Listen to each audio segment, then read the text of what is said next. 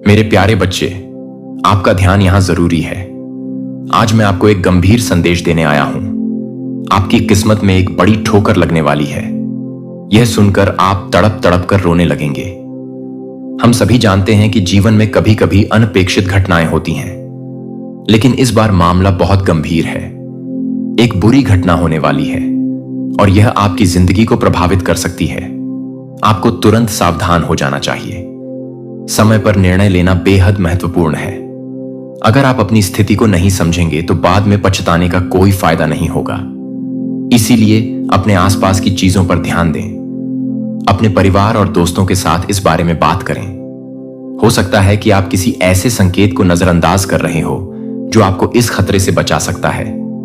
यह समय है जागने का, सजग रहने का। अपने मन में सकारात्मकता रखें और हर परिस्थिति के लिए तैयार रहें। याद रखें, जो लोग सचेत रहते हैं वहीं आगे बढ़ते हैं। जल्दी देखिए और सावधान हो जाइए। आपके जीवन में आने वाली चुनौतियों का सामना करने के लिए तैयार रहिए। यह समय आपके लिए एक सबक है। कभी भी लापरवाह मत बनिए। आपका ध्यान रखना ही आपकी सबसे बड़ी ताकत है। इसलिए इस संदेश को गंभीरता से लें और अपनी सुरक्षा का ध्यान रखें। धन्यवाद। वह एडी छोटी का जोर लगा दें, लेकिन ऐसा नहीं होने वाला है। यह दिव्य संदेश डिवाइन की ओर से आपके लिए भेजा गया है। अगर यह दिव्य संदेश आपको मिल चुका है तो निश्चित रूप से यह संदेश आपके लिए ही है। आज आपसे जगत जननी डिवाइन चाहते हैं कि अब तुम जाग जाओ। अब तुम जैसा चाहते हो वैसा ही होगा। तुम जो कुछ भी मांगा था अब वही तुम्हें मिलेगा, और तुम जो कुछ भी चाहा था अब वही होगा। अब तुम एक बहुत ही बड़ी इवेंट का हिस्सा बनने वाले हो। तो कमेंट सेक्शन में 999 लिखकर इस संदेश को लाइक करें और साथ ही साथ धन्यवाद लिखें। आपके शत्रु फिर से कुछ ना कुछ षड्यंत्र करते ही रहते हैं। क्या षड्यंत्र वह करते हैं? देखिए मेरे बच्चे, मुझे ऐसा नजर आ रहा है जो आपकी पास्ट की एनर्जी थी, बेपरवाह लापरवाह थी। मतलब उस एनर्जी से आप अब शिफ्ट कर गए हैं। पहले क्या था? आप ज्यादा ध्यान नहीं देते थे। आप एक खुली किताब थे चीजें। यहां पर ऐसा था कि आप थे तो खुली किताब बट लग गए अनपढ़ों के हाथ। जैसे खुली किताब अनपढ़ों के हाथ लग जाती है तो वह क्या ही पढ़ेगा। अनपढ़ इंसान तो उसको फाड़ेगा, उसका मिसयूज करेगा। बस वही कुछ एनर्जीज है। आप एक अनपढ़ लोगों के एनवायरनमेंट में आ गए और थे आप एक खुली किताब, तो अनपढ़ लोगों ने अपने हिसाब से उसको इस्तेमाल किया, मिसयूज करा है आपको। और नहीं तो आपको पढ़ के कुछ ज्ञान भी ले सकते थे, पर नहीं। अनपढ़ों में ईगो बहुत ज्यादा होता है मेरे बच्चे।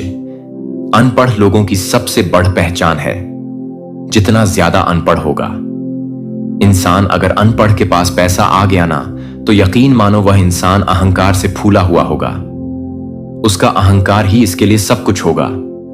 अगर एक अनपढ़ के हाथ पैसा लग गया तो, और अगर एक पढ़े लिखे इंसान के पास पैसा होता है तो क्या होता है? वह इंसान बहुत डाउन टू अर्थ होता है, जमीन से जुदा हुआ होता है। अपने से पहले दूसरों की रिस्पेक्ट करेगा, अपने से नीचे दर्जे के लोगों को ऊंचा कर देगा, अपने आप को नीचा दिखा देगा। ये वैल्यू उनमें होते हैं जो पढ़े लिखे होते हैं। तो आप लग गए अनपढ़ों के हाथ। अनपढ़ों ने आपका पूरा मिसज करा।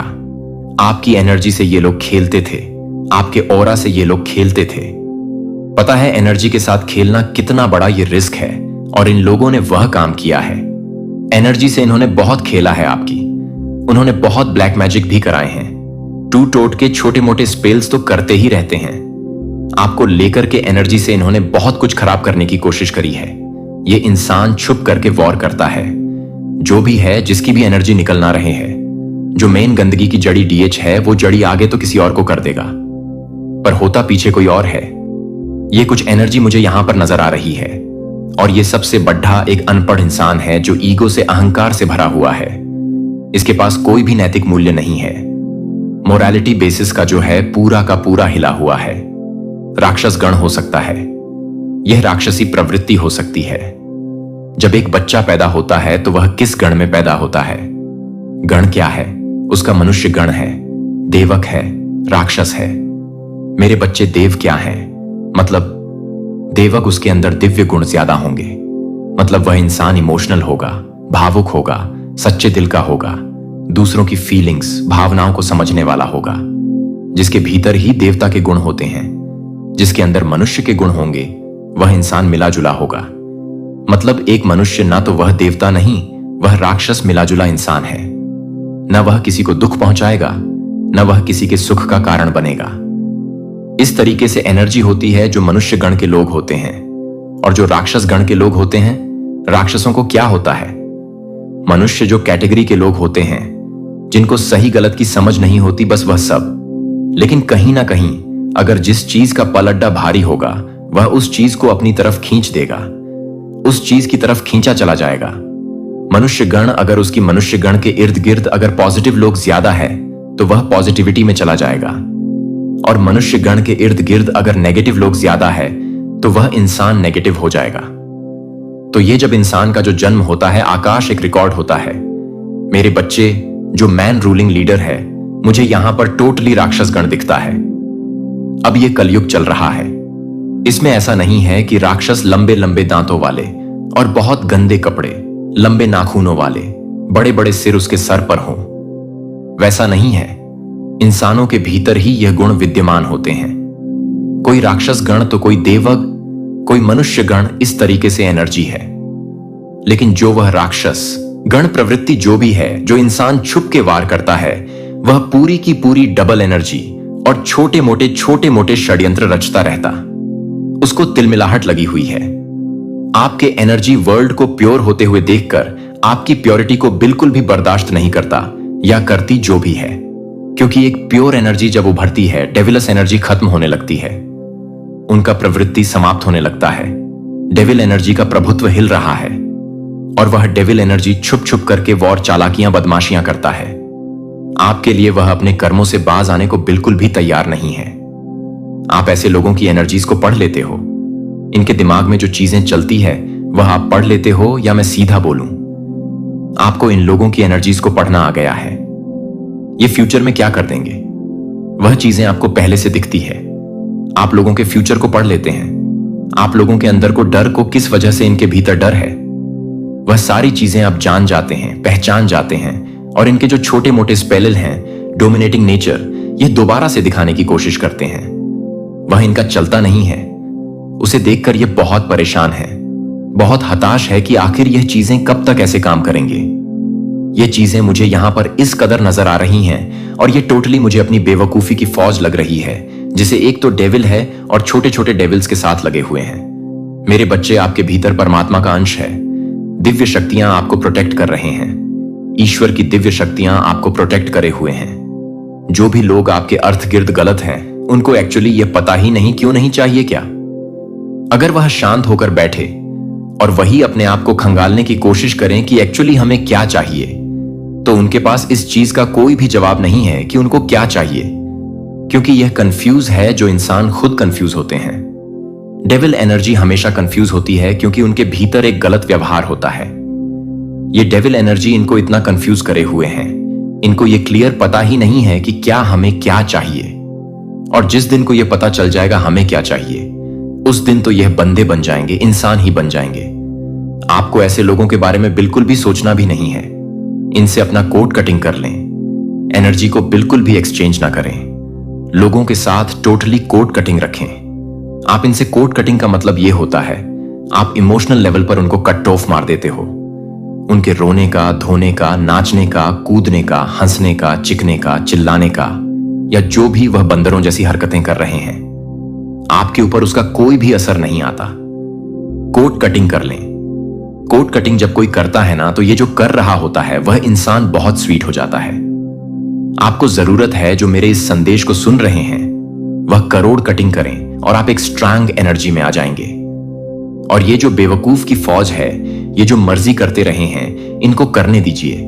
अपने टाइम को खराब कर रहे हैं, वरना इसी प्योर एनर्जी को, ये प्योर एनर्जी तो इनके पास अभी है कि नहीं है। प्योर एनर्जी तक आने के लिए तो पता नहीं इनको नेक्स्ट जन्म ही लेना होगा, क्योंकि इस जन्म में तो नहीं, पाप ही बहुत किए हुए कर्मों का ही खाता। इनका बहुत भयानक भरा हुआ है। यह चीजें मुझे आप पर दिख रहे हैं। बहुत बड़ा कांड हो चुका है, बहुत ही बड़ा तांडव हो चुका है। आपके लिए आज उनके घर में बहुत बड़ा तांडव हुआ है। बहुत ज्यादा लड़ाई झगड़े हुए हैं, क्योंकि दूध का दूध, पानी का पानी हो चुका है। सच सामने आ चुका है कि हकीकत क्या है। सच क्या है, क्योंकि आपके सच्चे मन के कारण ही डिवाइन ने आपकी सभी प्रार्थनाएं स्वीकार कर लिया है। तो कमेंट सेक्शन में जय माता दी लिखकर इस संदेश को लाइक करें। आपके जो पूर्वज हैं वह आपको यह बताना चाहते हैं कि अब से तुम अपनी किस्मत को मत कोसना, क्योंकि तुम्हारी किस्मत पहले चाहे जैसी भी हो अब से वैसी नहीं रहेगी। किस्मत बहुत बहुत बदलने वाली है, बहुत अच्छी होने वाली है। इनफैक्ट पहले भी जो किस्मत थी वह भी अच्छी थी, लेकिन अब जो होने वाली है वह माइंड ब्लोइंग होने वाली है। तो यह बात का ध्यान रखना है कि किस्मत को बिल्कुल भी नहीं कोसना है। छोटे छोटे बदलाव लाना बहुत ज्यादा जरूरी है। अगर आपको जीवन को खूबसूरत बनाना है और कुछ अगर बड़ा करना है, तूफानी करना है, तो उसके लिए बड़े बदलाव लाने हैं, और बड़े बदलाव लाने के लिए बड़े डिसीजंस लेने आने चाहिए। बड़ा बड़ा पेशेंस होना चाहिए, और जो भी डिस्ट्रक्शन आ रहा है उसको हटाना आना चाहिए। जो भी ऑब्स्टकल आ रहे हैं उसको हटाना आना चाहिए। तभी एक नई शुरुआत होगी, तभी एक बड़ा ट्रांसफॉर्मेशन होगा, जहां से सब कुछ बदल जाएगा, जहां से आपके सारे दुख दर्द पीड़ा सब खत्म हो जाएंगे। जो भी आपके अंदर एक लाइक एनर्जी है वह खत्म हो जाएगी। और यहां पर मुझे यूनिवर्स की तरफ से कुछ स्पिरिचुअल यूनियंस होते हुए दिखाई दे रहे हैं। यानी कि आपकी जो दो पोलरिटी है, यंगन और यांग, वो आप देखोगे कि मर्ज हो जाएगी। आप बहुत जल्दी किसी ना किसी से, अगेन मुझे ये मैसेज मिल रहा है कि आप किसी से यूनाइट होने वाले हो, या यहां पर किसी की अवेकनिंग स्टार्ट हो रही है। आपको कुछ ऐसा लग रहा होगा कि अब मैं थोड़ा अलग तरीके से सोच रहा हूं, मेरा अकेले रहने का ज्यादा मन कर रहा है। यह ना चाहते हुए भी यूनिवर्स आपको अकेले रहना सिखा रहा है। और आपके जो पूर्वज वो ये कह रहे हैं कि अगर जिंदगी में कभी ऐसा आए ना दिमाग में कि अकेले रहना है, तो डरना मत, क्योंकि अकेला इंसान बहुत आई स्ट्रैंग होता है, और यूनिवर्स उसी को अकेला रखता है जिसके अंदर वह दम होता है। तो आप उससे घबराइए नहीं, बिल्कुल भी। कुछ लोगों को अवॉइड करके आगे बढ़ना आपके लिए बहुत ज्यादा जरूरी है। यहां पर मुझे बार बार एक मैसेज मिल रहा है कि कुछ लोगों को आपको अवॉइड करना है। अभी आप देखिए कि किन्हें अवॉइड करना है, कौन डिस्ट्रक्शन ला रहा है, कौन इंटरेक्शन कर रहा है, बार बार अननेसेसरी आपको परेशान कर रहा है, उसको थोड़ा अवॉइड करिए। और एक चीज और समझाना चाह रहे हैं, आपके जो पूर्वज हैं हमेशा मेहनत इसलिए नहीं करनी है कि सिर्फ जीतना है। देखो कभी कभी क्या होता है कि हमारे दिमाग में एक चीज होती है कि मेहनत हम इसीलिए कर रहे हैं क्योंकि हमें कुछ पाना है, कुछ जीतना है, कुछ हासिल करना है। बिल्कुल सभी इसीलिए मेहनत कर रहे हैं और सभी इसीलिए काम कर रहे हैं। लेकिन आप एक चीज सोचो कि अगर आपके दिमाग में यह चीज ना हो तो क्या आप काम नहीं करोगे? काम तो तब भी करना है। अगर जीत की लालच नहीं है या जीत की चाहत नहीं है तो क्या आप काम नहीं करोगे? काम फिर भी करना है। इस दुनिया में आए हैं तो कुछ ना कुछ तो करना है, अच्छा बुरा कुछ ना कुछ तो करना है। तो हमेशा काम इसलिए मत करें, मेहनत इसलिए मत करें। यह आपके पूर्वज आपको समझाना चाह रहे हैं कि कोई चीज हासिल करनी है। क्योंकि कभी कभी क्या होता है, जब हम अटैचमेंट से दूर होते हैं या जब हम डिजायर से दूर होते हैं, जब हमें चाहते नहीं होती किसी चीज की, तब हमें उससे भी ज्यादा मिलता है। तो दो चीजें सोचिए कि या तो जो यह मेहनत कर रहा हूं मुझे उस चीज से कुछ भी नहीं चाहिए। तो दो चीजें, या तो बहुत बड़ा कुछ मिल जाएगा जो आपकी सोच से भी परे है, या फिर अगर कुछ नहीं मिला तो आप वहां से कुछ सीखो। यह भी तो एक मिलने जैसा ही है, कुछ पाने जैसा ही है। कुछ खोगे, कुछ जरूर सीखो, कोई लेसन जरूर सीखो। तो हमेशा दिमाग में यह नहीं सोचना कि यह करने से मुझे यह मिलेगा। यह लोभ कहीं ना कहीं हटाना होगा, तब डेफिनेटली आपको उससे भी कहीं ज्यादा बड़ी चीज जरूर मिलेगी जिसकी आप डिजायर रखते हो। और यहां पर मुझे ऐसा दिखाई दे रहा है कि आपने पास्ट में जो भी विशेष रखे थे, जो भी अपनी मंशाएं रखी थीं, वह सब एक एक करके पूरी होने वाली हैं। सब चीजें छोटी बड़ी सारी विशेष पूरी होने वाली हैं। आपके पूर्वज आपको खूब ढेर सारी शुभकामनाएं दे रहे हैं, ब्लेसिंग्स दे रहे हैं, आशीर्वाद दे रहे हैं। और यह जो आशीर्वाद है यह किसी बड़ी चीज के लिए भी है। देखिए नॉर्मली तो जब भी आप पूर्वजों के जो रीडिंग्स होते हैं उसमें हमेशा एक एनर्जी जरूर पिक होती है। वह है उनकी ब्लेसिंग्स और वह है उनका आशीर्वाद। क्योंकि अगर आप पूर्वजों की ब्लेसिंग्स या रीडिंग्स देख रहे हैं तो वह इसीलिए ही आती है कि वह इस समय आपको किसी भी चीज को लेकर ब्लेस्ड करना चाहते हैं। एक साइन होता है जब भी आपके पास पूर्वज की रीडिंग, तो यह ध्यान रखिएगा कि उसके अंदर जो भी हो, उस रीडिंग के अंदर जो भी हो, लेकिन उसका एक चीज कॉमन होगा, वह होगा उनका प्यार, उनकी ब्लेसिंग्स, उनका आशीर्वाद। और वह आपसे बात करना चाह रहे हैं। बात इन द सेंस कि वह आपसे कनेक्ट होना चाह रहे हैं।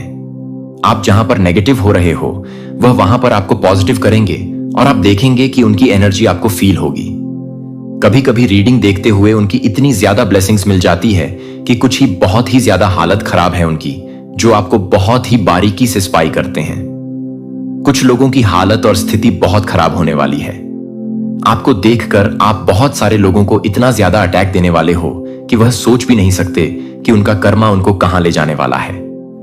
तो कमेंट सेक्शन में थैंक यू लिखकर इस संदेश को लाइक करें और साथ ही साथ धन्यवाद लिखें। आपके बारे में कुछ लोगों का यह माइंडसेट है कि आप अपनी बातों को कह करके मुकर जाते हो। आप जो कहते हो वह थोड़े टाइम बाद मुकर जाते हो। कुछ लोगों का यह कहना है, बहुत सारे लोगों का यह कहना है, आप कहां पर मुकरते हो। इसके पीछे कुछ कारण है, आध्यात्मिक कारण है, स्पिरिचुअल है, क्योंकि आप ऐसे इंसान हैं जो धोखा और गम आपने दोनों खाया है। तो डेफिनेटली आपके अंदर बहुत ज्यादा सहनशीलता है। तो कहां पर ऐसी चीजें बनती है जहां पर आपको मुकरना पड़ता है, अपनी बातों से आपको फिरना पड़ता है। ऐसा क्यों होता है ये मैं बता दूं। देखिए, मुझे यहां पर एनर्जी आ रही है। कंफ्यूजन वर्ल्डकोहॉलिक देखिए, यहां पर लोगों को आपके भीतर एक रहस्य लगते हैं। आपकी लाइफ जैसे रहस्यमयी है। लोग आपको समझ नहीं पाते हैं कि इस इंसान के साथ किस तरीके से व्यवहार किया जाए। आपको समझ पाना नामुमकिन है कि आपके साथ किस तरीके से व्यवहार किया जाए। आपको यह समझ पाना लोगों के लिए बहुत एक बड़ा टास्क बना हुआ है। क्यों? क्योंकि आप बहुत ज्यादा मिस्टेक वाली, जो मिस्टेक जंप वाली जो एनर्जी है वह आप कैरी करते हैं। यह बहुत बड़ा, जहां पर आपको यह लगे कि मेरे साथ है, वहां पर आप जो है अपने लिए स्टैंड लेते हैं और अपनी ही फिर कही हुई बातों से आप मुकर जाते हैं। क्यों मुकरते हैं? उसके पीछे कारण होते हैं। उस समय आपके साथ कुछ ऐसी चीजें हो रही होती हैं। आपको कोई सुप्रेस कर रहा है, आपको कोई डाउन पर लाने की कोशिश कर रहा है, आपके विरुद्ध गॉसिप हो रही है, चर्चाएं बहुत होती हैं, गॉसिप एनर्जी होती है। तो ये सब आपके साथ बहुत ज्यादा होती है। ये एनर्जी है, यहां पे है। तो जब आपको ये फील होता है कि मेरे साथ कुछ गलत हो रहा है, मेरे साथ भेदभाव होता है, तो आप अपनी बातों से मुकर्रर जाते हो। आप ये कहोगे कि मैं नहीं लड़ूंगा, फिर आप लड़ पड़ते हो। ऐसी एनर्जी है, यहां पर है। क्यों आप ऐसा करते हैं? क्योंकि आपका सीधा एक काम है कि सच्चाई के साथ, धर्म के साथ और किसी के साथ भी भेदभाव क्यों हो रहा है, चाहे मेरे साथ हो चाहे दूसरे के साथ। और यह आप अपने लिए नहीं करते, यह सबके लिए करते हो। आप स्टैंड ले सकते हैं। यह पावर आपके भीतर है। एनलाइनमेंट देखिए आपके ऊपर, आपके ईश्वर की, आपके प्रभु की बहुत दया है। आपके भगवान हर समय आपके साथ हैं। आपके ईश्वर हर समय आपके साथ हैं। आपको फुल ऑन सपोर्ट कर रहे हैं। आपको जो है परमात्मा की ब्लेसिंग हमेशा हमेशा मिलती है। मुझे यहां पर कुछ लोगों के लिए यह एनर्जी आ रही है। तो कमेंट सेक्शन में सपोर्ट लिखकर इस चैनल को सब्सक्राइब करें। जिन लोगों ने भी आपको आपके स्थान से हटाने की कोशिश करे, जिन लोगों ने बिना आपको आपके स्थान से, आपकी जगह से हटाने की कोशिश करी है, ऐसे लोगों को परमात्मा ने उनके स्थान पर रहने लायक भी नहीं छोड़ा। अब आप कह रहे हैं होंगे वह तो वहीं पर है, उनका क्या बिगड़ा है। तो ये भीतर की बातें हैं, यह आध्यात्मिक बातें हैं, यह आध्यात्मिक ज्ञान है। यानी उन लोगों के द्वारा कुछ ऐसे कर्मकांड हो गए हैं जो उनके उस पद को किसी भी पद पर हो सकते हैं, वह शोभा नहीं देते। तो जब हम कुछ ऐसे कर्मकांड कर जाते हैं जो हमारे लिए अपमानजनक है, हमारे लिए इंसल्ट है, वह हमें शोभा नहीं देते और हम ऐसे काम कर जाते हैं, तो वहां पर हम बने ही बने रहे। लेकिन भीतर से हमें कुछ चीज को छोड़ देती है और अंदर बेचैनी पैदा करती है, डर पैदा करती है, एक अजीब सी एंजाइटी डिप्रेशन पैदा करती है, बेचैनी पैदा करती है। यह चीजें क्यों होती हैं? क्योंकि आप गलत कर रहे हैं। आप दूसरों को डाउन करने के लिए जब खुद को ऊंचा उठाएंगे तब तब ईश्वर आपको गिराए, यह तय है। तो यहां पर कुछ लोगों के साथ ऐसी कुछ एनर्जी आई है जब मैं सबसे अधिक गहरी जगहों पर गहनता से नहीं देख सकता। अनगिनत लड़ाई, और क्या आश्चर्य की बात यह है कि मुझे आपके भीतर ऐसी जगह मिल गई है।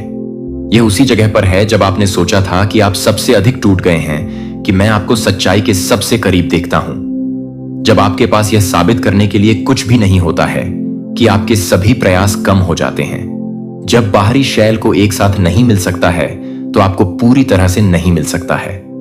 लेकिन सही मालिक की आवश्यकता नहीं है। मेरे बच्चे ने, मैंने उन क्षणों में गहरे दर्द के बीच में आपकी प्रामाणिकता देखी है, जिन्हें आपने कभी जोर से नहीं बोला था, लेकिन आपके दिल में चुपचाप रोया है, जो मैंने देखा है। और मैंने अपने टूटने का इलाज करने से रोकने के लिए चुना है, क्योंकि कुछ कवर करने के लिए इसे प्राप्त करने का स्थान बन जाता है। लेकिन जब सब कुछ आपके नियंत्रण से परे है, तो यह देखने के लिए कि आप सही तरीके से बचते हैं, जो कि आप सही तरीके से बचते हैं। जब मैं अपने काम को पूरा करता हूं, तो कोई और बैरिकेड नहीं है। कोई और अधिक दिखावा करता है कि आप पूरी तरह से नवीनीकृत होने की क्षमता से भरे असुरक्षित को उजागर करते हैं। मैं चाहता हूं कि आप उस दबाव को गले लगाएं, जो कि हेडर के साथ नहीं, बल्कि आंखों के साथ, जो उस दबाव के भीतर छिपे हुए क्षण से परे देखते हैं। वे ऐसे बिंदुओं को बदल रहे हैं जो टकराव के दबाव के बिना कभी भी सामने नहीं आ सकते हैं। जब स्वर्ग के लेंस के माध्यम से देखा जाता है, तो वह दुश्मन नहीं है। यह वह उपकरण बन जाता है जो मैं आपके अंदर दफन किए गए खजाने को दबाने के लिए उपयोग करने के लिए उपयोग करता हूं। जैसे कि आप भी काम नहीं कर रहे हैं, आपको कंफर्ट जोन में रहने की अनुमति देने की अनुमति दें। अगर इसका मतलब है कि सुंदरता को उभरने के लिए लंबे समय तक पहुंचने वाली सुंदरता को जबरदस्ती करना आसानी से पैदा नहीं होता है, तो सच्ची सुंदरता एक विश्वास से उकेरे जाने वाले आंसू के माध्यम से आग में जाली होती है, जो कि परिस्थितियों में नहीं झुकती है।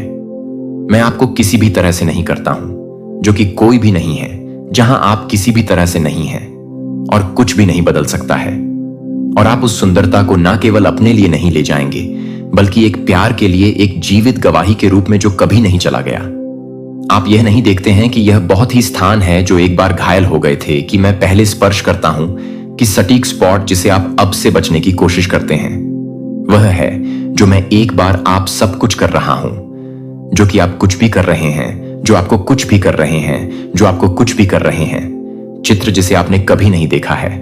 और आज मैं आपको इस सच्चाई को प्रकट करता हूं कि तस्वीर का हिस्सा एक दोष नहीं है, लेकिन हल्के सच्चे उद्देश्य का एक बोल्ड स्ट्रोक उन जगहों से उठेगा जहां दर्द एक बार एक अस्पष्ट स्वनिर्देशित आकांक्षा नहीं है, लेकिन मेरे अपने दिल की गहराई से नक्काशी नहीं की गई थी, जो आपको नहीं बना रहे थे कि आप जीवन को फिर से तैयार नहीं कर रहे थे।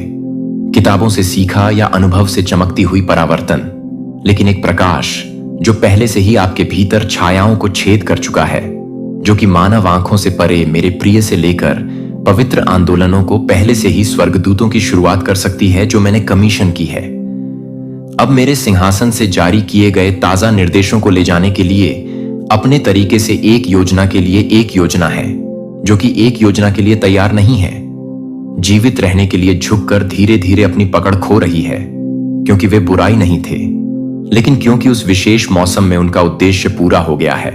और अब मैं एक नया अध्याय खोल रहा हूं, जिसमें पुराने जोड़ों को नए कनेक्शनों के लिए जगह बनाने के लिए जगह बनाई जाएगी, जो प्रकाश और दह्य इरादे से एक अजीब तरह की शिफ्ट के लिए, एक अजीब तरह से फिनिशिंग के लिए एक बार फिर से शुरू हो जाएगी। हमेशा के लिए बंद होने के अवसर थे।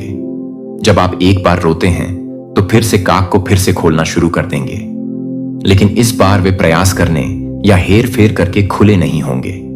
वे मेरे हाथ से अकेले खुलेंगे। अप्रत्याशित सुशोभित मुठभेड़ों को पथ को सजाने के लिए आएगा, यह पुष्टि करने के लिए कि आप सही दिशा में नहीं चल रहे हैं। जब आप न केवल चमत्कारी में हैं, बल्कि एक छोटे से गहन विवरणों में, एक छोटे से गहरे विवरण में मेरे बारे में धारणा शुरू हो जाती है कि बाकी सब कुछ चमत्कार का पालन करेगा।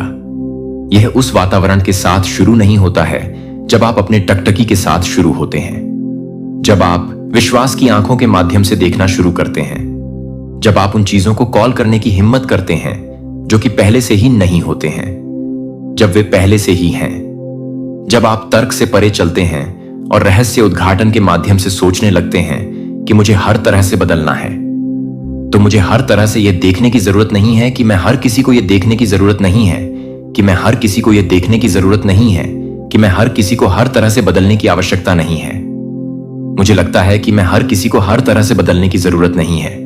मुझे लगता है कि मैं हर किसी को हर तरह से बदलना चाहता हूं। मैं हर किसी को हर तरह से बदल सकता हूं। आप में से कुछ लोग इतने थके हुए हो गए हैं कि आप महसूस करते हैं कि आप बहुत ही भावुक रूप से ले जाने के लिए बहुत ही सपनों को छोड़ देते हैं, जो एक बार आपकी आत्मा के भीतर एक धकती हुई आग थी, अब एक कठोर हवा के खिलाफ संघर्ष कर रहे एक नाजुक लौ की तरह बेहोश हो जाती है, जैसे कि आप बहुत दूर हो गए हैं, जो आपको परेशान कर रहे हैं, लेकिन आपको याद करते हैं कि आप हादसे के लिए बहुत कम हैं, जो आपको परेशान कर रहे हैं, लेकिन आपको हिस्ट ट्रेंड करने के लिए बहुत हद तक धक्का दे रहे हैं। ओ मेरा बच्चा, मैं आपसे आग्रह करता हूं कि आप दहलीज पर वहीं रुके जहां देने के बारे में विचार करना शुरू होता है। एक अस्थायी तूफान के आधार पर स्थायी निष्कर्ष ना करें। मेरे अपने हाथों से जो आप चल रहे हैं वह सिर्फ एक अध्याय है, और यह अध्याय यह नहीं है कि यह मुश्किल है, कि यह कठिन मौसम वादे को अस्वीकार करने के लिए नहीं आता है, बल्कि उस व्यक्ति के दिल को परिष्कृत करने के लिए नहीं आता है जो इसे वहन करता है। जितना कि आप कल्पना करते हैं कि आप सोचते हैं कि यह शोर में नहीं पाया जाता है, लेकिन चुपचाप यह है कि मैं पहले से ही काम कर रहा था, कि मैं पहले से ही काम कर रहा हूं। इसहाक, मैंने अपने नियत समय पर प्रकट होने के लिए तैयार की गई मदद को छिपा दिया है। आप अब भी तक अपने प्रावधान के स्रोत को नहीं देख सकते हैं, लेकिन यह पहले से ही आपकी जिम्मेदारी को सुरक्षित कर लिया गया है। यह खोजने के लिए अपनी खुद की ताकत में प्रयास करने के लिए नहीं है, लेकिन सही समय पर यह नहीं करना चाहिए कि आप हर तरह से तैयार नहीं हैं, क्योंकि आप उस समय के लिए तैयार हैं जो आपके लिए तैयार है, डर से प्रेरित है, लेकिन विश्वास में लंगर डाला गया कि आप मेरे दिव्य हस्तक्षेप को शांत शक्ति के साथ प्रकट करते हुए देखेंगे कि हवा कोई भी नहीं देखती है, लेकिन जो पाल को भर देती है और नाव को क्षितिज से परे प्रोपेल करता है। यह उसी क्षण में है जब आप मानते हैं कि आप अब नहीं उठ सकते हैं, कि मेरी लहरें आपको एक बार अपने जीवन के लिए कहती हैं, जो कि आपके जीवन के लिए एक बार नहीं है, जो कि आपके जीवन के लिए एक बार भी नहीं है। आप इसकी कल्पना करते हैं कि स्वर्ग से एक ड्रम बीट के रूप में लय को जारी करने वाले अनदेखी रियलम्स के माध्यम से पल्सिंग और लाइफ को वापस अस्तित्व की चीजों को बुलाने के लिए, जो आपने सोचा था कि आप लंबे समय से मर गए थे, क्योंकि आप उस दिव्य लय के साथ सिंक में आगे बढ़ना शुरू कर देते हैं। आप एक ऐसे मौसम में प्रवेश करेंगे जहां देरी से चुप्पी बिखर जाएगी, और मुझे लगता है कि वह व्यक्ति है जो आपसे बचेंगे, या ऐसी परिस्थितियां जो अचल पीटर को याद करती हैं। जब वह निराशा से घिरे रात की शांति में जेल की दीवारों के पीछे सीमित थी, तो उसे पता नहीं था कि मेरी परी पहले से ही कोई आवाज नहीं थी, कोई चेतावनी नहीं थी कि मानव प्रयास की कोई जरूरत नहीं है। बस एक कमांड के साथ, मेरी उपस्थिति के एक स्पर्श के साथ वह खुद को खोलने के लिए तैयार था। और जब वह खुद को खोलने की जरूरत है, तो वह जागने की जरूरत थी, और जब वह एंजेल को उकसाने की जरूरत थी, तो वह खुद को उकसाने की जरूरत थी। आए, आपके पीछे जो कुछ भी है उसके लिए वापस नहीं है कि आप नाम रखने की शक्ति रखती हैं, जिसे आप ना केवल मुक्त कर देंगे, आप इसे तैयार कर लेंगे। मैं आपको केवल पुराने से बाहर नहीं ला रहा हूं, मैं आपको उन जगहों पर ले जा रहा हूं जो आपके दिमाग में कभी भी सपने देखने की हिम्मत नहीं कर रहे हैं, ताकि आप अपनी क्षमताओं से कहीं ज्यादा काम नहीं कर सके। लेकिन आप उसे नहीं खोले जा सके, क्योंकि आप उसे नहीं कर सकते हैं, क्योंकि आप नहीं कर सकते हैं कि आप उसे नहीं खोले थे, क्योंकि आप नहीं कर सकते थे कि पर्याप्त रूप से तैयार किए गए शब्दों को तैयार किया गया जिनके बारे में आपने कभी नहीं किया था। वे उस सटीक क्षण में उठेंगे जो मुझे जरूरत है कि मैं आपके होठों पर सटीक सत्य को सटीक व्यक्ति के लिए सटीक समय पर रखूंगा। जिस समय मेरी बुद्धि आपसे बहती है कि आप एक स्वर्गीय वसंत से जीवित पानी को किताबों या सूत्रों से नहीं ले जाएंगे, लेकिन आप अपने स्वयं के लिए काम करने के लिए नहीं हैं, प्राप्त करने के लिए मैं उन्हें आपके पास आने का कारण बनूंगा, क्योंकि आप इसके लायक नहीं हैं, लेकिन क्योंकि मैं चाहता हूं कि आप यह जान लें कि मैं आपका प्रदाता हूं, और मैं सीमित माप में नहीं देता हूं कि मेरी कृपा एक धीमी गति से ड्रिप की तरह नहीं है। यह एक भीड़ की तरह डूबता है, जो कि एक झूलता हुआ है, जो कि अंतहीन टाइट की तरह नहीं है, जो कि आपके लिए चूमने के लिए नहीं मिलेंगे। मैं आपको भरता हूं, और जब मैं आपको भरता हूं तो मैं आपको भर देता हूं, और जब मैं इसे नहीं भरता तो मैं आपको भर देता हूं कि मैं मेरी महिमा आपके दिल में बंजर भूमि है, जिसे आपने लंबे समय से छोड़ दिया था, और फिर से बहाल हो जाएगा। फिर से उन चीजों को खिलना होगा जो एक बार आपको शर्म आती हैं। मैं उन्हें मेरी रिडीमिंग पावर की जीवित प्रशंसा पत्रों में बदल दूंगा, और फिर आपको एहसास होगा कि आप एक बार क्या करते हैं। एक देरी को वास्तव में संरक्षण कहा जाता था, जो आपने सोचा था कि यह भूल गया था कि वास्तव में नियत समय के लिए मेरे प्यारे बच्चे को सुरक्षित रखा जा रहा है, कि आप उद्धार के बीच में दृढ़ता से खड़े होने लगे हैं।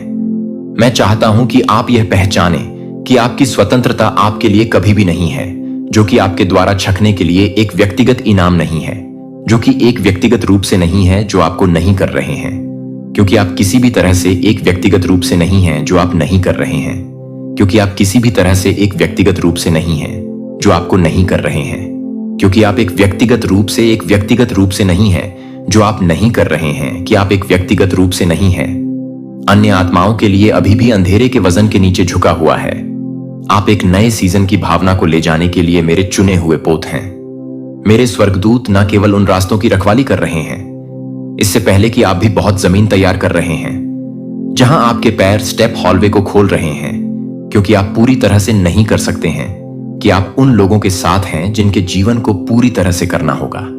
यह आपसे उत्पन्न नहीं होता है, लेकिन मेरे पास जो आपके भीतर रहता है और जो आपको आने वाले दिनों में अलौकिक से भर देता है, वह उन विचारों को देखना शुरू कर देगा जो आध्यात्मिक भोर के किनारे पर बिजली की तरह हड़ताल करेंगे। यह सामान्य विचारों की तरह नहीं होंगे। वे न केवल उचित हैं, लेकिन वे एक सज्जन के रूप में आने के लिए एक सज्जन के रूप में आ जाएंगे। एक शक्तिशाली फसल आप समझेंगे कि वे अपने स्वयं के प्रयास से नहीं बन रहे थे, बल्कि अनंत काल से उपहार के रूप में आपके दिमाग में बहने वाले तर्क से ऊपर के स्थानों से वितरित किए गए थे। जब यह होता है कि यह खजाना है कि वे जल्दबाजी में उन्हें दुनिया के मानकों से नहीं लिखते हैं, तो वे उन्हें पूरी तरह से भड़काने के लिए तैयार नहीं करते हैं। इशारा एक समय पर शब्द या संकट में किसी के जीवन में आपकी आरामदायक उपस्थिति, लेकिन स्वर्ग में दाहिने हृदय में बोया गया हर बीज और सही क्षण दर्ज किया जाता है, और इसके मौसम में यह एक प्रचुर मात्रा में फसल का उत्पादन करेगा, जो जानता है कि आप एक अंतहीन वसंत से मीठे पानी को ले जाने के लिए नहीं है, जो मुझे नहीं कर सकता है, जो कि मेरे एनवेल्स को संचालित करने के लिए काम कर रहे हैं। आप कभी भी व्यवस्था नहीं कर सकते हैं और पुष्टि कर सकते हैं कि आपने कभी भी यह नहीं सोचा था कि उनके द्वारा की जाने वाली हर कार्यवाही की उम्मीद है कि मेरे कमांड के जवाब में समय समय पर अनचाहे लोग हैं। ऐसे लोग हैं जिन्हें आप मानते हैं कि आप अपने जीवन से गुजर रहे थे, लेकिन सच में वे बड़ी तस्वीर का एक टुकड़ा ले जाते हैं जो आपके द्वारा सोचा गया था कि वे वास्तव में कम से कम नहीं हैं। अनुयायियों की संख्या, लेकिन आत्माओं की संख्या से आप कभी भी एक ग्रैंड स्टेज पर कदम नहीं रख सकते हैं। कोई भी तालियां आपके नाम की आवाज पर तब तक फट नहीं सकती है अगर एक आत्मा को आपकी उपस्थिति से भी उठाया जाता है। अगर एक व्यक्ति को फिर से पता चलता है कि आप प्यार में एक एकल शब्द के कारण हो रहे हैं कि मैं स्वर्ग में जागता हूं, तो मैं उस तरह से खरीदारी करता हूं जिस तरह से मैं विश्वास करता हूं कि मैं एक सेवक और एक सेवार को छोड़ देता हूं, और मेरे अपने समय में आप एक ऐसे मौसम में प्रवेश कर रहे हैं जहां आप अब केवल जीवित रहने के लिए नहीं रहेंगे, बल्कि एक प्रभाव बनाने के लिए जो आप हर निर्णय लेते हैं। आप न केवल अपने वर्तमान के लिए वजन उठाते हैं, बल्कि आने वाली पीढ़ियों के लिए जो आप लिखते हैं वह आज से किसी के लिए एक मार्गदर्शक प्रकाश बन सकता है जो आपके लिए अनसुना कर रहे हैं। मैं उन्हें बहुत अच्छा काम कर रहा हूं मेरे राज्य में प्रवेश करने के लिए, और आप कुछ ऐसे अभूतपूर्व विचारों को देखेंगे जो आपके लिए शांति में आते हैं। उन लोगों के दिलों में गड़गड़ाहट की तरह गूंजेंगे जो मैं सुनता हूं कि मैं उन चीजों को बोलने के लिए आपके मुंह को खोलूंगा जिन्हें आपने कभी भी उन जरूरतों के लिए हस्तक्षेप करने के लिए, अध्ययन करने के लिए नहीं कहा है, जिन्हें आपने कभी भी मन में प्रेरणा देने की कल्पना नहीं की है कि मैं आपकी योग्यता के लिए पर्याप्त नहीं हूं, लेकिन मैं अपने आत्मसमर्पण को पूरा नहीं कर रहा हूं। बहुत बड़ा लगता है कि बहुत गहरा, बहुत शक्तिशाली है। यह एक बोझ नहीं है, यह एक संकेत है कि आप एक वादा कर रहे हैं और सभी जीवन की तरह दर्द होगा, लेकिन जन्म और मौसम के लिए जन्म भी होगा। जो पवित्र है अपने दिल को देखने के लिए तैयार करें। एक ऐसा जीवन जो किसी की शक्ति है, जो जानता है कि वे अपने लिए नहीं रह रहे हैं, लेकिन एक जहाज के रूप में, एक स्वर्गीय स्रोत से जीवित पानी ले जाने वाली एक धारा के रूप में। और जब आप इस तरह रहते हैं कि आप अपने आप को कभी भी कमी में नहीं पाएंगे, क्योंकि प्रवाह कभी भी सूख नहीं जाता है। जब यह सही दिशा में चलती है तो आप अनपेक्षित स्थानों से नहीं उठेंगे, क्योंकि आप पहले से ही दस्तक नहीं करेंगे, क्योंकि आप पहले से ही नहीं करेंगे, क्योंकि आप उन्हें नहीं करेंगे, क्योंकि आप पहले से ही नहीं करेंगे, क्योंकि आप उन्हें नहीं करेंगे, क्योंकि आप पहले से ही नहीं करेंगे, क्योंकि मैं मेरे विल के प्यारे के साथ आपको यह पता चलता है कि आपके द्वारा ले जाने वाली हर सांसें आपके द्वारा ले जाने वाली हर कदम उठाते हैं, यहां तक कि आपके द्वारा ले जाने वाले हर शांत निशान का हिस्सा है। मैं अपने आप से ज्यादा कुछ का हिस्सा हूं, मैं एक आश्चर्य को न केवल आपकी व्यक्तिगत यात्रा को आकार दे रहा हूं, बल्कि एक पवित्र विरासत जो पीढ़ियों के माध्यम से गूंजती है। इस बात से गुजरते हैं कि आज ऐसे घाव हैं जिनके बारे में आपने सोचा था कि आप अकेले बोर हो गए हैं, लेकिन सच में अंधेरे में विश्वास करने के लिए, अपने साहस को पकड़ने के लिए नाजुक आत्माओं का क्या आपने कभी सोचा है? अगर परमेश्वर प्रेममय और सर्वशक्तिमान है, तो शैतान कहां से आया? क्या परमेश्वर ने उसे बनाया? अगर हां, तो फिर शैतान बुरा क्यों है? यह एक ऐसा रहस्य है जिसने सदियों से लोगों को चौंकाया है, और आज हम इस रहस्य के सबसे गहरे कोणों में झांकने जा रहे हैं। कल्पना कीजिए, एक समय था जब कुछ भी नहीं था, न पृथ्वी, न सूरज, न तारे, बस असीम शून्य और अनंत काल तक जीवित रहने वाली एक शक्ति। परमेश्वर ने इस ब्रह्मांड को रचने से पहले एक और दुनिया बनाई थी, एक अदृश्य संसार, एक दिव्य संसार। यह वह संसार था जिसे हम स्वर्ग कहते हैं। स्वर्ग में कोई दर्द नहीं था, कोई अंधकार नहीं, कोई अन्याय नहीं। यह परमेश्वर की महिमा से चमक रहा था। वहां थे अनगिनत स्वर्गदूत, अद्भुत, शक्तिशाली, बुद्धिमान और तेजस्वी। बाइबल बताती है कि ये स्वर्गदूत किसी साधारण प्राणियों जैसे नहीं थे। वे अद्भुत क्षमता से भरपूर थे। वे प्रकाश की गति से भी तेज चल सकते थे। वे अदृश्य संसार में यात्रा कर सकते थे और वे महान शक्ति रखते थे। हर स्वर्गदूत का एक काम था। कोई परमेश्वर की आराधना करता था, कोई संदेश वाहक था, कोई योद्धा था, और कुछ ऐसे थे जो परमेश्वर के सिंहासन के सबसे करीब थे। परंतु इन सब के बीच एक स्वर्गदूत सबसे अलग था, सबसे सुंदर, सबसे बुद्धिमान, सबसे तेजस्वी। उसका नाम था लूसीफर। लूसीफर सिर्फ कोई साधारण स्वर्गदूत नहीं था, वह परमेश्वर के सबसे करीब था। वह परमेश्वर के सिंहासन के पास खड़ा रहने वाला अभिषिक्त करूब था। परमेश्वर ने उसे अद्वितीय सौंदर्य और शक्ति दी थी। उसकी महिमा ऐसी थी कि कोई और स्वर्गदूत उसकी बराबरी नहीं कर सकता था। उसकी आवाज संगीत से भी मधुर थी। वह ज्ञान और शक्ति का भंडार था। स्वर्गदूत उसकी ओर देखते और कहते, लूसीफर जैसा कोई नहीं। लेकिन कोई नहीं जानता था कि इस तेजस्वी प्रकाश के पीछे एक अंधेरा छुपा था। लूसीफर के मन में एक रहस्यमय विचार ने जन्म लेना शुरू कर दिया था। एक ऐसा विचार जो पहले कभी किसी के मन में नहीं आया था। स्वर्ग में हर चीज परिपूर्ण थी, वहां सिर्फ आनंद और प्रेम था। फिर भी लूसीफर के मन में कुछ बदल रहा था। धीरे धीरे वह अपनी सुंदरता को निहारने लगा। वह अपनी बुद्धिमानी पर गर्व करने लगा। वह अपनी शक्ति पर अभिमान करने लगा। फिर एक दिन उसके मन में पहली बार एक नया विचार आया, अगर मैं परमेश्वर के समान बन जाऊं। तो लूसीफर ने अपने दिल में यह सोचना शुरू कर दिया, मैं इतना सुंदर हूं, इतना बुद्धिमान हूं, सबसे ताकतवर हूं, तो मैं परमेश्वर के सिंहासन पर क्यों ना बैठूं। परमेश्वर जानता था कि उसके स्वर्गदूत क्या सोच रहे हैं, लेकिन उसने लूसीफर को तुरंत नहीं रोका। पर क्यों? परमेश्वर चाहता तो उसे तुरंत नष्ट कर सकता था, लेकिन नहीं, उसने उसे समय दिया। क्यों? क्या परमेश्वर जानबूझकर उसे शैतान बनने दे रहा था, या फिर कुछ और योजना थी? अब लूसीफर का मन पूरी तरह बदल चुका था।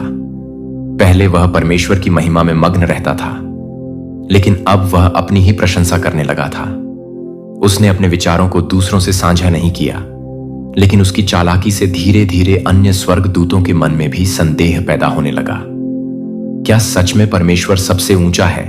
अगर लूसीफर राजा बन जाए तो क्या हम और अधिक स्वतंत्र नहीं होंगे? शायद हमें कुछ नया आजमाना चाहिए। एक छोटा सा विचार धीरे धीरे एक आग बन रहा था। लूसीफर खुद को अब एक राजा की तरह देखने लगा था। वह चाहता था कि स्वर्गदूत उसका सम्मान करें, उसी की आराधना करें। पर यह कैसे संभव था? स्वर्ग तो परमेश्वर का था, तो क्या लूसीफर परमेश्वर को सिंहासन से हटाने की सोच रहा था? लूसीफर का अभिमान उसे किस दिशा में ले जाता है? वह विद्रोह कैसे करता है? परमेश्वर उसे क्यों नहीं रोकता? और क्या स्वर्ग में युद्ध होने वाला है? कल्पना कीजिए, अनंत काल से पहले की बात। स्वर्ग में सब कुछ उज्जवल था। शांति से भरा हुआ लाखों स्वर्गदूत परमेश्वर की महिमा का गुणगान कर रहे थे। वहां का वातावरण प्रेम, आदर और पवित्रता से भरा था। परमेश्वर के सिंहासन के चारों ओर तेजस्वी स्वर्गदूतों की सेना थी जो उसकी आराधना कर रही थी। लेकिन उस स्वर्ग में एक ऐसा क्षण आया जिसने सब कुछ बदल दिया। एक विचार जन्मा और उसी विचार ने पूरे स्वर्ग को हिलाकर रख दिया। लूसीफर वह स्वर्ग का सबसे सुंदर और बुद्धिमान स्वर्गदूत था। वह परमेश्वर के सबसे नजदीक था। उसकी महिमा का सबसे बड़ा प्रतिनिधि यज्केल 28 का 12 से 15 में कहा गया है कि वह निर्दोष और परिपूर्णता की मोहर था, लेकिन उसके भीतर धीरे धीरे एक नया विचार जन्म लेने लगा। शायद यह केवल एक विचार भर था, क्या मैं परमेश्वर के बराबर नहीं हो सकता? शायद यह केवल एक सवाल था, क्यों सिर्फ परमेश्वर को आराधना मिले? क्या मैं भी उसकी तरह नहीं हो सकता? लेकिन यह विचार लूसीफर के भीतर गहराई से बैठ गया।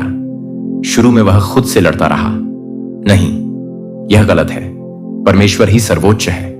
लेकिन फिर उसकी सोच बदलने लगी। वह स्वर्ग के हर नियम को देखने लगा। उसने हर व्यवस्था का निरीक्षण किया और फिर एक और सवाल उसके मन में आया, अगर मैं भी शासक बन जाऊं तो धीरे धीरे यह सवाल उसके अस्तित्व का हिस्सा बन गया।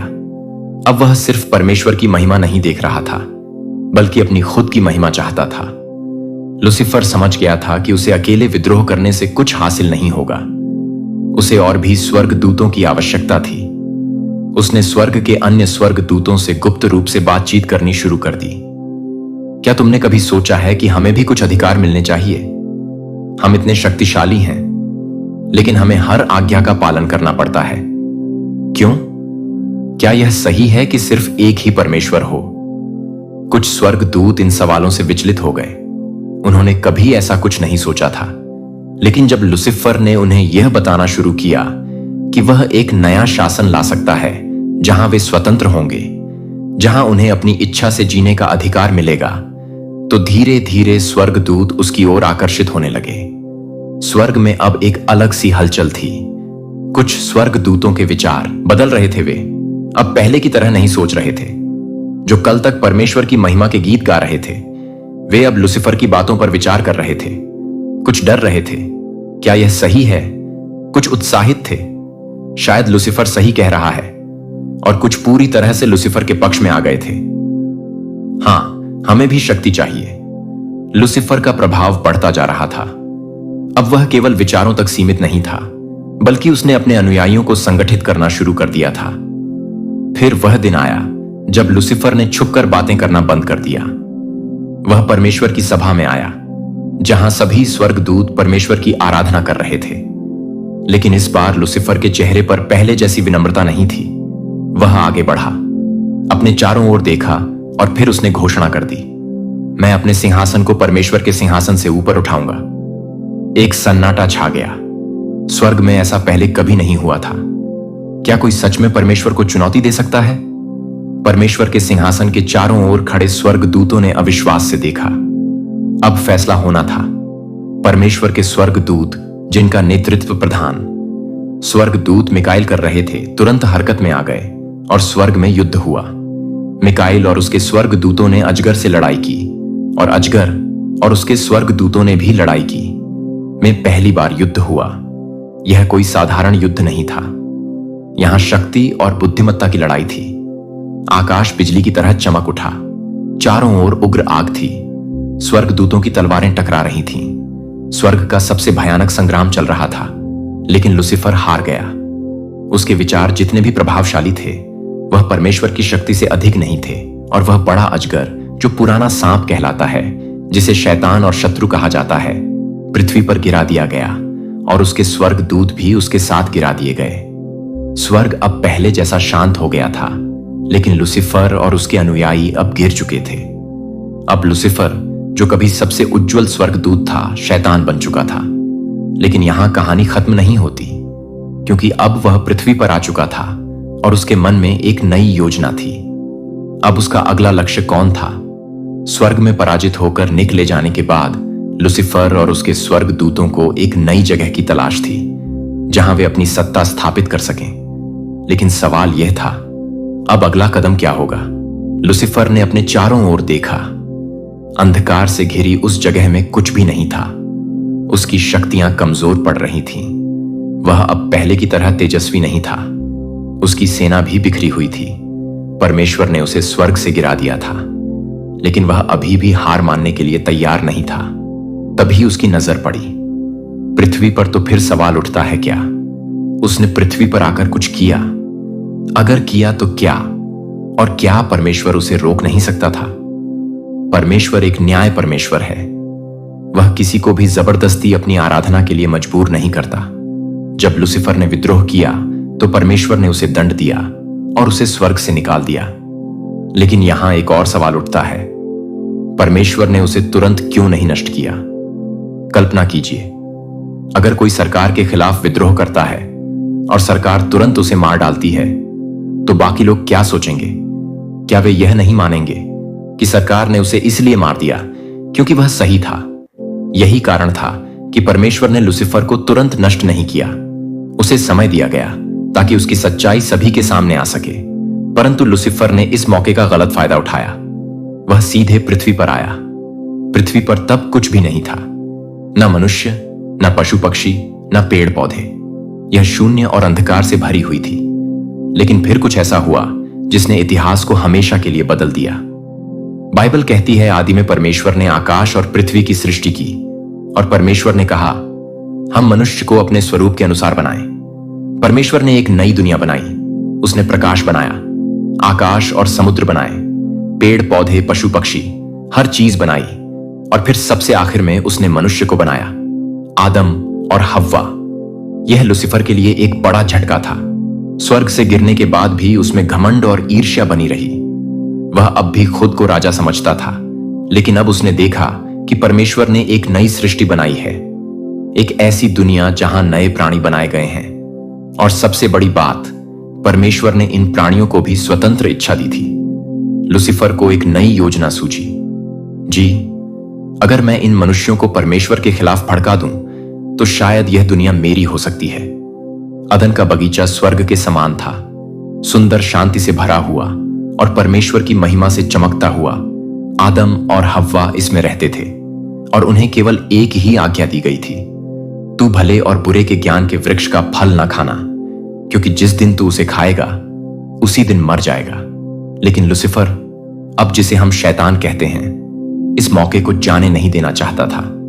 उसने खुद को एक सांप के रूप में बदल लिया और चुपचाप हव्वा के पास आया और फिर उसने वह किया जो वह सबसे अच्छा करता है। छल शैतान ने पूछा, क्या सचमुच परमेश्वर ने कहा कि तुम इस वृक्ष का फल नहीं खा सकते? हवा ने उत्तर दिया, हां, परमेश्वर ने कहा कि यदि हम इसे खाएंगे तो हम मर जाएंगे। शैतान हंसा और बोला, तुम मरोगी नहीं, बल्कि तुम परमेश्वर के सम हो जाओगी और तुम्हारी आंखें खुल जाएंगी। यह सुनते ही हव्वा के मन में शक आ गया। उसने फल को देखा, उसे अच्छा पाया और खा लिया। फिर उसने आदम को भी दिया और उसने भी खा लिया। और उसी पल कुछ ऐसा हुआ जिसने पूरी मानव जाति को बदल दिया। आदम और हव्वा ने परमेश्वर की आज्ञा का उल्लंघन किया और इसी के साथ पाप ने पहली बार इस दुनिया में प्रवेश किया। परमेश्वर ने उन्हें बुलाया और जब उन्होंने अपना अपराध स्वीकार किया तो उसने न्याय सुनाया, तू मिट्टी है और मिट्टी में फिर लौट जाएगा। मनुष्य अब मरने के लिए शापित हो गया था। शैतान यह देखकर खुश था। उसने सोचा, अब यह दुनिया मेरी है। लेकिन क्या सच में ऐसा था क्या? परमेश्वर ने उसे जीतने दिया नहीं। परमेश्वर ने एक भविष्यवाणी दी, स्त्री का वंश तेरे सिर को कुचल देगा। यह भविष्यवाणी एक महान योजना की शुरुआत थी, एक ऐसी योजना जो शैतान को हमेशा के लिए पराजित कर देगी। उस दिन से लेकर आज तक शैतान लगातार इस दुनिया को बहका की कोशिश कर रहा है। उसने मनुष्यों के दिलों में पाप बढ़ा दिया, उसने सभ्यताओं को भ्रष्ट कर दिया, उसने दुनिया भर में युद्ध, दर्द और पीड़ा फैला दी। और सबसे बड़ी बात, उसने लोगों को परमेश्वर से दूर करने की कोशिश की। परमेश्वर के विरुद्ध उसकी यह लड़ाई अब भी जारी है। लेकिन याद रखें, परमेश्वर के पास एक योजना है और यह योजना शैतान की हार सुनिश्चित करेगी। तो अब हमें समझ में आता है, परमेश्वर ने लूसीफर को सिद्ध बनाया था, लेकिन लूसीफर ने अपनी स्वतंत्र इच्छा से गलत चुनाव किया और शैतान बन गया। उसे स्वर्ग से निकाल दिया गया, लेकिन उसने पृथ्वी पर आकर मनुष्य को बहका दिया। आदम और हव्वा के पाप के कारण दुनिया में बुराई आ गई और यह लड़ाई आज भी जारी है। लेकिन क्या यह लड़ाई हमेशा चलेगी? क्या शैतान न कभी पराजित होगा? इसका उत्तर बाइबल में छिपा है और इस रहस्य को समझने के लिए हमें यीशु मसीह की कहानी को देखना होगा। वह कहानी जिसने शैतान की अंतिम हार की नींव रखी। पुराने नियम में भविष्यवक्ताओं ने बार बार उस मसीहा के आने की भविष्यवाणी की जो परमेश्वर और मनुष्य के बीच की खाई को हटाएगा और शैतान की योजनाओं को विफल कर देगा। यशाया 7:14 में लिखा है, देखो, एक कुंवारी गर्भवती होगी और वह एक पुत्र को जन्म देगी और उसका नाम इमानुएल रखा जाएगा। इसका अर्थ है कि मसीहा का जन्म चमत्कारिक रूप से होगा और वह स्वयं परमेश्वर होगा। मीका 5:2 में लिखा है, हे बेथलेहम, तू यहूदा के हजारों में छोटा है, तो भी तुझ में से एक पुरुष निकलेगा जो इसराइल में प्रभुता करेगा। इसका मतलब है कि मसीहा बेथलेहम में जन्म लेगा। यशाया 53:5 में लिखा है, परंतु वह हमारे ही अपराधों के कारण घायल किया गया, वह हमारे अधर्म के कामों के कारण कुचला गया। हमारी शांति के लिए ताड़ना उस पर पड़ी कि उसके कोड़े खाने से हम चंगे हो जाएं। इसका मतलब है कि मसीहा हमारी ओर से पीड़ा सहेगा और हमें शैतान के बंधन से मुक्त करेगा। इन भविष्यवाणियों के अनुसार मसीहा न केवल हमें पाप से छुड़ाए, बल्कि वह शैतान की शक्ति को भी नष्ट कर देगा। जब समय पूरा हुआ तो परमेश्वर ने अपने वचन के अनुसार अपने पुत्र यीशु मसीह को इस संसार में भेजा, क्योंकि परमेश्वर ने जगत से ऐसा प्रेम रखा कि उसने अपना इकलौता पुत्र दे दिया, ताकि जो कोई उस पर विश्वास करे वह नष्ट ना हो, परंतु अनंत जीवन पाए। यीशु का जन्म, जीवन और सेवा शैतान के खिलाफ युद्ध की शुरुआत थी। वह एक साधारण बालक के रूप में जन्मा, लेकिन उसका जन्म चमत्कारिक था। उसकी मां मरियम कुंवारी थी और उसका जन्म पवित्र आत्मा के द्वारा हुआ था। उसने सत्य की शिक्षा दी और शैतान के झूठ को उजागर किया। उसने बीमारों को चंगा किया, मुर्दों को लाया और दुष्ट आत्माओं को बाहर निकाला, यह साबित करते हुए कि शैतान की शक्ति उसके सामने कुछ नहीं थी। लेकिन शैतान ने भी हार नहीं मानी। उसने यहूदा इस्करियोत और फरीसियों के माध्यम से यीशु को मरवाने की योजना बनाई। शैतान ने सोचा कि जब उसने यीशु को क्रूस पर चढ़वाया तो उसने जीत हासिल कर ली, लेकिन वास्तव में वही क्षण उसकी सबसे बड़ी हार थी। जब यीशु क्रूस पर मरे तो उन्होंने हमारे पापों का दंड अपने ऊपर ले लिया, और जब वह तीसरे दिन जी उठे तो उन्होंने मृत्यु और पाप पर पूरी विजय प्राप्त कर ली। इसलिए पहला करंथ 15:55 में लिखा है, हे मृत्यु, तेरी जय कहां रही? हे मृत्यु, तेरा डंक कहां रहा? क्रूस पर शैतान की शक्ति टूट गई, लेकिन कहानी यहीं खत्म नहीं होती। यीशु ने वादा किया कि वह फिर से आएंगे, और जब वह आएंगे तब शैतान को पूरी तरह नष्ट कर देंगे। प्रकाशित वाक्य 22:12 में यीशु ने कहा, देख, मैं शीघ्र आने वाला हूं और हर एक के काम के अनुसार बदला देने के लिए प्रतिफल मेरे पास है। शैतान जानता है कि उसका अंत निश्चित है, लेकिन फिर भी वह हार मानने को तैयार नहीं है। बाइबल हमें बताती है कि वह पूरी दुनिया को धोखा देने में लगा हुआ है। शैतान ने न केवल अदन की वाटिका में आदम और हव्वा को धोखा दिया, बल्कि वह आज भी पूरी दुनिया को गुमराह कर रहा है। झूठी शिक्षाएं, नकली भविष्यवाणी करने वाले लोग और दुनिया भर में फैली हुई बुराई, यह सब उसी के षड्यंत्र का हिस्सा है। लेकिन सवाल यह है कि शैतान यह सब क्यों कर रहा है? उसका मकसद यही है कि वह ज्यादा से ज्यादा लोगों को परमेश्वर से दूर कर सके। वह चाहता है कि लोग सत्य को ना पने और मसीह की ओर ना आए। लेकिन क्या वह इसमें सफल रहेगा? क्या सच में शैतान पूरी दुनिया को अपने जाल में फंसा लेगा? बाइबल हमें बताती है कि समय के अंत में एक अंतिम युद्ध होगा, अच्छाई और बुराई के बीच, मसीह और शैतान के बीच, और उन्होंने उन आत्माओं को इकट्ठा किया उस स्थान पर जो इब्रानी में हर मगद कहलाता है। यह वह अंतिम समय होगा जब शैतान पूरी दुनिया को इकट्ठा करेगा और परमेश्वर के खिलाफ द्रोह करेगा। वह दुनिया के नेताओं और राष्ट्रों को धोखा देगा ताकि वे परमेश्वर के विरुद्ध युद्ध छेड़ दें। शैतान जानता है कि यह उसकी अंतिम लड़ाई होगी, इसलिए वह अपनी पूरी शक्ति झोंक देगा, लेकिन परमेश्वर भी अपनी योजना को पूरा करेगा। क्या आप जानते हैं कि बाइबल में न्याय के दिन का वर्णन किया गया है? प्रकाशित वाक्य 20:11-12 में लिखा है, फिर मैंने एक बड़ा श्वेत सिंहासन और उसे जो उस पर बैठा है देखा, और हुए छोटे बड़े सब सिंहासन के सामने खड़े हुए, और पुस्तकें खोली गईं, और एक और पुस्तक खोली गई जो जीवन की पुस्तक है, और मरे हुओं का न्याय उन पुस्तकों में लिखी बातों के अनुसार किया गया। इस दिन परमेश्वर हर व्यक्ति का न्याय करेगा। जो लोग मसीह के साथ खड़े होंगे उन्हें अनंत जीवन मिलेगा, लेकिन जो लोग शैतान का अनुसरण करेंगे विनाश किए जाएंगे। और जिस किसी का नाम जीवन की पुस्तक में लिखा हुआ ना पाया गया वह आग की